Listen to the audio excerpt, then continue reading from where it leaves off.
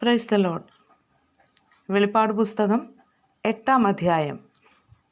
അവൻ 7-ാം മുദ്ര പൊട്ടിച്ചപ്പോൾ സ്വർഗത്തിൽ ഏകദേശം അരമണിക്കൂറോളം മൗനത ഉണ്ടായി.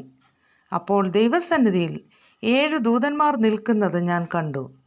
അവർക്ക് 7 കാഹളം ലഭിച്ചു. മറ്റൊരു ദൂതൻ ഒരു സ്വർണ്ണ ധൂപകലശവുമായി വന്ന് യാഗപീഠത്തിനരികെ നിന്നു.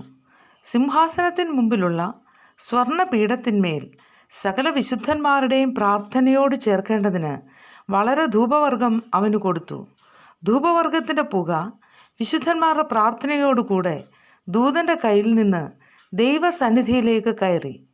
ദൂതൻ ധൂപകലശം എടുത്ത് യാഗപീഠത്തിലെ കനൽ നിറച്ച് ഭൂമിയിലേക്ക് എറിഞ്ഞു.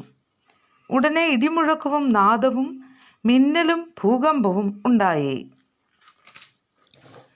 7 കാഹളമുള്ള ദൂതന്മാർ 7 കാഹളം ഊതുവാൻ ഒരുങ്ങി നിന്നു. ഒന്നാമത്തവൻ ഊതി. അപ്പോൾ രക്തം കലർന്ന കന്മഴയും തീയും ഭൂമിമേൽ ചൊരിഞ്ഞിട്ട് ഭൂമിയിൽ 1/3 വെന്തുപോയി. വൃക്ഷങ്ങളിൽ 1/3 വെന്തുപോയി. എല്ലാ പച്ചപ്പുല്ലും വെന്തുപോയി. രണ്ടാമത്തെ ദൂതൻ ഊതി. അപ്പോൾ തീ കത്തുന്ന വൻമല പോലെയൊന്ന് സമുദ്രത്തിലേക്ക് എറിഞ്ഞിട്ട് കടലിൽ 1/3 രക്തമായി തീർന്നു. സമുദ്രത്തിൽ പ്രാണനുള്ള സൃഷ്ടികളിൽ 1/3 ചത്തുപോയി. കപ്പലുകളിലും 1/3 ഛേദം വന്നു. മൂന്നാമത്തെ ദൂതൻ ഊതി.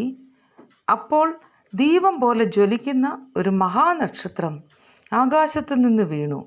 നദികളിൽ 1/3 നീരുറവുകളിന്മേലും ആയിരുന്നു വീണത്. ആ നക്ഷത്രത്തിന് കാഞ്ഞിരം എന്നു പേർ.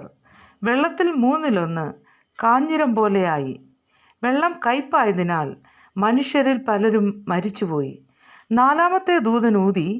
അപ്പോൾ സൂര്യനിൽ 1/3 ചന്ദ്രനിൽ 1/3 നക്ഷത്രങ്ങളിൽ 1/3 ബാധ തട്ടി. അവയിൽ 1/3 ഇരുണ്ടുപോയി.